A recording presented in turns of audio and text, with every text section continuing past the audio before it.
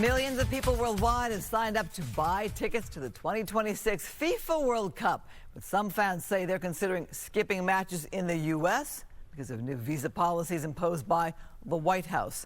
Fox 11's Christina Gonzalez has been looking into this and joins us live from outside SoFi Stadium, where 8 World Cup matches will be played this summer. 8? Christina. That's right, including the men's national, the U.S. national team, USA versus Paraguay. So a lot of great things happening. Look at this. Here's a countdown. Only 142 days.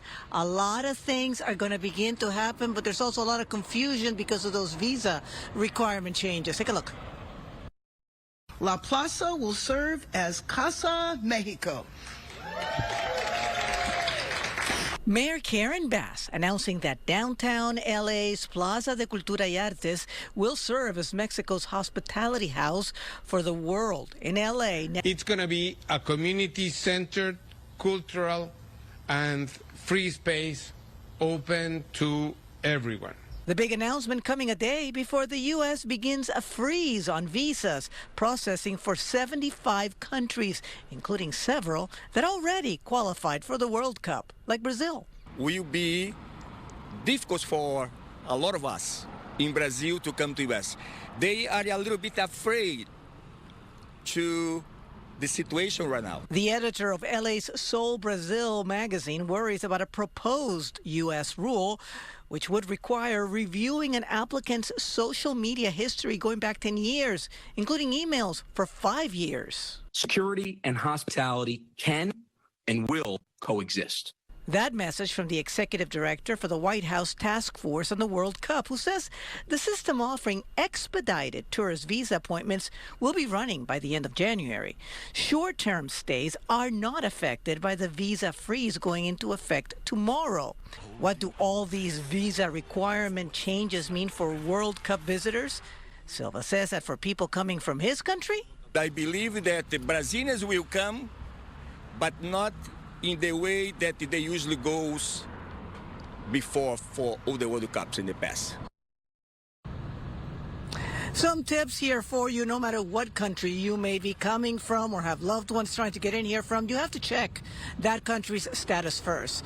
What visa is needed? It depends. Now, apply as early as possible. That's obvious. But remember, FIFA ticket holders may get priority, for those interview appointments. The FIFA pass is what it's called. But at the same time, the World Cup ticket does not guarantee a U.S. entry. So, start working on it right now. As far as Brazil, Christine, you know this. Brazilians travel. 94 here. This place was packed with Brazilians. And I think their first game is in New Jersey. They're expecting a lot of people there. They're fifth, I think, in the world ranking. So, it depends on the country. They're trying to work with it, is what Washington is saying. Right now, that whole thing about the social media is they're looking at it. It's not official. We should know they just had a public hearing last month. We'll be hearing more about that in the next month or so, hopefully.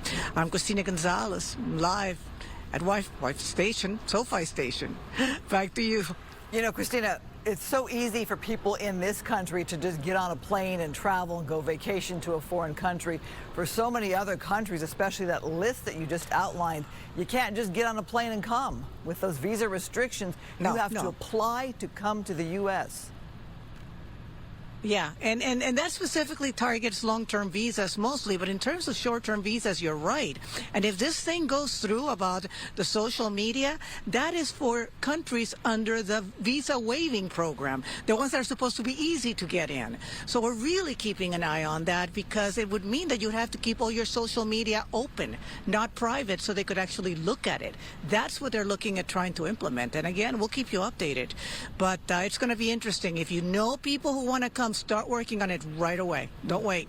Very interesting times. Thank you.